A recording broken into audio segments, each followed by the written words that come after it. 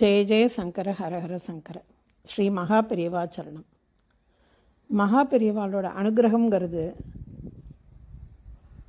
சரணாகதின்னு அவர்கிட்ட போய் நிற்கிற எல்லாருக்குமே கிடச்சிருக்கு. அப்படி அந்த அனுபவங்கள் பெறக்கூடியவா எல்லாரும் பலவிதமான ஒரு சூழ்நிலைகள்லேருந்து வரக்கூடியவா, பலவிதமான வாழ்க்கை முறையிலேருந்து வரக்கூடியவாளாக இருப்பாள். ஆனால் அவரை பொறுத்த வரைக்கும் எந்த பாரபட்சமும் இல்லை. ஜாதி, மதம், மொழி, இனம், யார் என்ன அவருக்கு எதுவும் தடை கிடையாது. ஒரு வைஷ்ணவ குடும்பம்.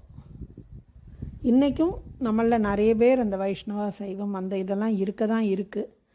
ஆனாலும் இந்த வைஷ்ணவ குடும்பத்தை சேர்ந்தவாளுக்கு பெரியவாட்ட ரொம்ப ரொம்ப பக்தி. அவள் மகா பெரியவாளை ரொம்ப மனப்பூர்வமாக ஆராதிச்சுட்டுருக்கா. ஆனாலும் நம்மளோட கர்ம வினைங்கிறது நம்மக்கிட்ட இருக்கு இல்லையா, அவளோட பிராரப்தம். அவளுக்கு ஒரே கஷ்டம். என்ன பண்ணினாலும் இந்த கஷ்டம் அவளுக்கு நீங்கலை. அப்போ ஒரு தீட்சிதர் அவகிட்டக்க ஒரு பரிகாரம் சொல்கிறார். குத்து விளக்கில் சரஸ்வதி, லக்ஷ்மி, பார்வதி நம்ம நவராத்திரிக்கு பண்ணுறா போல் ஆவாகனம் பண்ணிவிட்டு தினமும் பூஜை பண்ணிட்டு வாங்கோ அப்படின்றார். சரி, அதையும் அந்த ஆத்து மாமி செஞ்சுட்டுருக்கா ரெகுலராக. ஆனால் ஒரு பெரிய மெச்சமும் இல்லை. அவளுக்கு எந்த விதமான ஒரு இதுவும் கிடைக்கல, நிவர்த்தியும். ரொம்ப அப்படியே என்ன பண்ணுறதுன்னு புரியாமல் தவிச்சுட்டு இருக்கும் பொழுது ஒரு நாளைக்கு அவாத்து வாசலில் ஒரு பரதேசி போல் ஒருத்தர் நிற்கிறார். அவள் பிச்சை கேட்க தான் வந்திருக்கான்னு நினச்சா அந்த அம்மா போய் ஏதோ சில்லறை போடுறா. அந்த வந்த நபர் இந்த பரதேசி போல் பிச்சைக்காரன் போல் இருக்கக்கூடியவர். பல சித்தர்கள் அப்படி தானே நடமாடுறா. எந்த சித்தர்களும் எந்த விதமான ஒரு ஆடம்பரமும் இல்லாமல் பார்த்தா யாருக்கும் புரியாத அளவில் தான் இன்றைக்கும் லோகத்தில் நடமாடின்னு இருக்கா. அப்படி ஒரு சித்தர் தான் போல் இருக்கு அவர். அந்த அம்மாவை பார்த்துட்டு, குத்து விளக்கு பூஜையெல்லாம் உபயோகப்படாது, உன்னோட காலுக்கு கீழே இருக்கிற மூலிகையே உன் கண்ணுக்கு தெரியலையே அப்படின்னுட்டு போயிட்டான். அவளுக்கு தூக்கி வாரி போட்டுது. என்னது, நான் குத்து விளக்கு பூஜை பண்ணுறது இவனுக்கு எப்படி தெரியும்?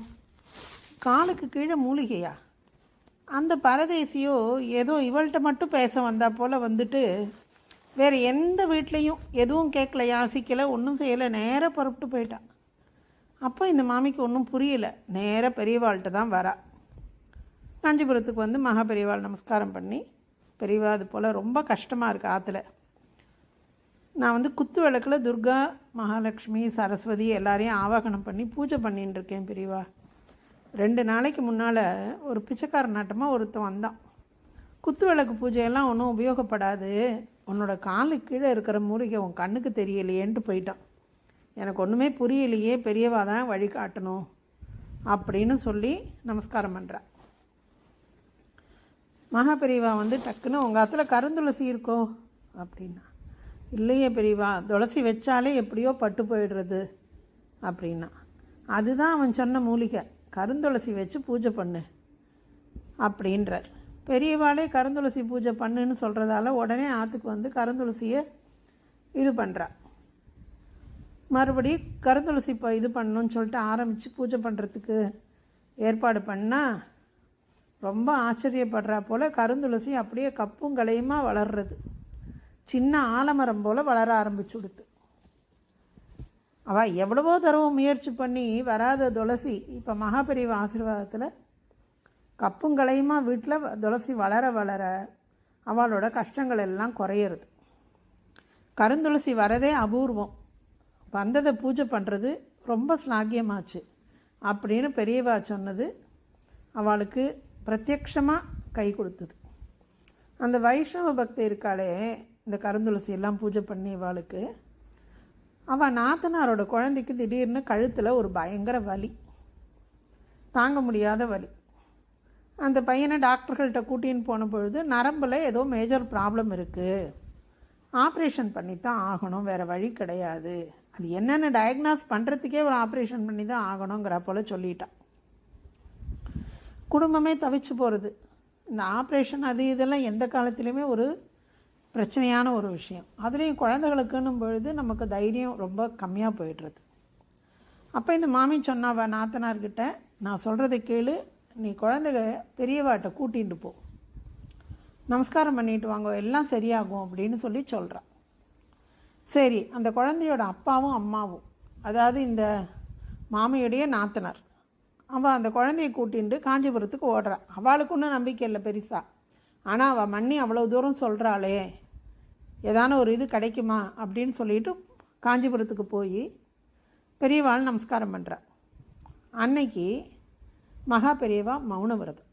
அதுலேயும் இந்த காஷ்ட மௌனம் எழுதி கூட காட்ட மாட்டா, எதுவும் இது எந்த விதமான இதுவும் இல்லை. அப்போ இவா போய் அவளோட பிரச்சனைகளெல்லாம் சொல்லி மகா பெரியவாள்கிட்ட வேண்டிக்கிறாள். இவா என்ன சொன்னாலும் மகா பெரியவா காதில் விழுந்தா போல கூட அவள் பாவம் இல்லை. ஏன்னா அப்படிப்பட்ட ஒரு விரதத்தில் அவர் இருக்கார். பேசாமல் அப்படியே எழுந்திருந்து தன்னோட இடத்துக்கு போயிட்டார். அந்த தரிசனம் கொடுத்துன்ற இந்த இடத்துலேருந்து எழுந்திருந்து போகிறார். போகும்பொழுது கழுத்து அப்படியே ஒரு கையால் நீவிண்டே போனார். அவ்வளவுதான். இவாளுக்கு ஒரே அழுக. நீங்கள் சொன்னேலே அவ்வளவு தூரம் பெரியவாளை பற்றி கூட கூடையாக சொல்லுவேளே மண்ணி, எங்களுக்கு ஒரு ஜாடை கூட காட்டலை, அவர் பாட்டுக்கு எழுந்து போயிட்டாரே, எங்களுக்கு அவ்வளவுதான் கொடுப்பனியா அப்படின்னு சொல்லி புலம்புறா. என்ன சொல்ல முடியும்? அவளோட பாக்கியம் எப்படி இருக்கோ அப்படி தான் கிடைக்கும் இல்லையா? சரி, அடுத்த நாளைக்கு வேறு வழியில் ஆப்ரேஷனுக்காக டாக்டர்கிட்ட போய் தான் ஆகணும். ஹாஸ்பிட்டலில் அட்மிட் பண்ணோம். எல்லோரும் கார்த்தால கிளம்பின்னு இருக்கா. அப்போ அந்த குழந்தை சொல்கிறான், அம்மா எனக்கு என்னமோ செய்யறதுமா, தொண்டை எனக்கு என்னமோ செய்யறதுமா அப்படின்னு பெருசாக கத்துறான். உடனே பெருசாக வாமிட் பண்ணுறான். வீட்டோட பின்பக்கம் அந்த குழந்தை வாமிட் பண்ணுறான். குடும்பமே கூடி இருக்காங்க. வாந்தினா அப்படி ஒரு இது. பார்த்தா திடீர்னு ஏதோ ஒன்று வந்து விழருது. என்னன்னு பார்த்தாக்கா தேங்காய் சில்லு, இந்த கொட்டாங்கச்சிங்கிறோமே அதனோட ஒரு துண்டு அந்த குழந்தையோட கழுத்தில் போய் சிக்கின்னு இருந்திருக்கு. அதுதான் இவ்வளோ காரணம் போல் இருக்கு. மகாபெரிவா எங்கேயோ எத்தனையோ மைல்களுக்கு அப்பால் அவளோட கழுத்தை ஒரு தடவை தடவிக்கிறதுக்கும், இந்த குழந்தை கழுத்தில் இருந்த அந்த ஒரு அவ்வளோ பெரிய ஒரு பிரச்சனை ஒரு நிமிஷத்தில் சரியாக போயிடுது. அந்த தேங்காய்ச்சில் வந்து விழுந்த மறு நிமிஷம் குழந்தை சொல்கிறாம்மா எனக்கு வலியே இல்லைம்மா அப்படின்றான். இவ்வளவு நாள் அழுதுன்னு இருந்த அந்த குழந்தை முகத்தில் முதல் தடவையாக ஒரு சிரிப்பு. அப்படி ஒரு நிம்மதி. சரி, எதுக்கும் டாக்டர்கிட்ட போகணும்னு சொல்லிட்டு போய் பார்த்தாக்கா ஒன்றுமே பிரச்சனை இல்லைன்னு விட்டார் டாக்டர்.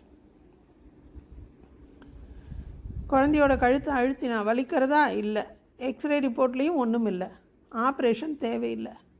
பெரியவா ஒரு ஜாடை கூட காட்டலையே பண்ணி எங்களை கைவிட்டுட்டாரே அப்படின்னு சொன்ன அந்த பெண்மணிக்கு என்ன செய்யணும்?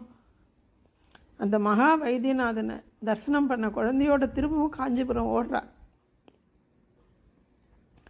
அப்படி பெரியவாளே கதின்னு கிடக்கக்கூடிய எத்தனையோ பல்லாயிரக்கணக்கான குடும்பங்களில் அவளும் இனிமே ஒன்று. மகா பெரியவாளோட அற்புதங்கள் நம்மளால் பேச பேச நம்மளால் நாக்கு தழுதழுக்காமல், கண்ணில் தண்ணி வராமல், உடம்பு அப்படியே சிலிர்த்து போகாமல் சொல்ல முடியவே முடியாது, கேட்கவும் முடியாது, படிக்கவும் முடியாது.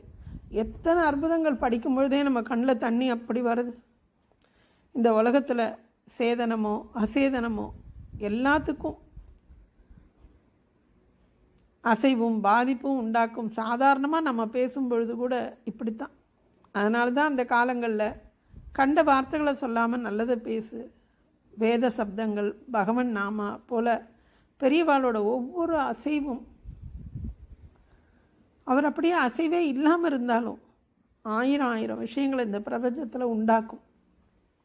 இது சர்வ நிச்சயம். அது இன்றைக்கும் சத்தியமாக நடக்கிறது. இதில் நமக்கு எந்த ஒரு விதமான சந்தேகமோ கவலையோ வேண்டவே வேண்டாம். ஸ்ரீ மகாபெரிவா சரணம் அப்படின்னு மனப்பூர்வமாக நம்ம சொல்லிட்டோம்னா நம்மளை காப்பாற்றுறது அந்த பகவானோட இஷ்டம் இல்லையா? அந்த மகேஸ்வரன் தான் நம்ம மகாபெரிவா. அதுக்கு மேலே ஏதாவது ஒரு வார்த்தை இருக்கா? பரம கருணாமூர்த்தியான மகாபெரிவாளே சரணம். சரணாகதி சரணாகதி. ஜெய ஜெய சங்கர, ஹரஹர சங்கர. ஸ்ரீ மகாபரிவா சரணம்.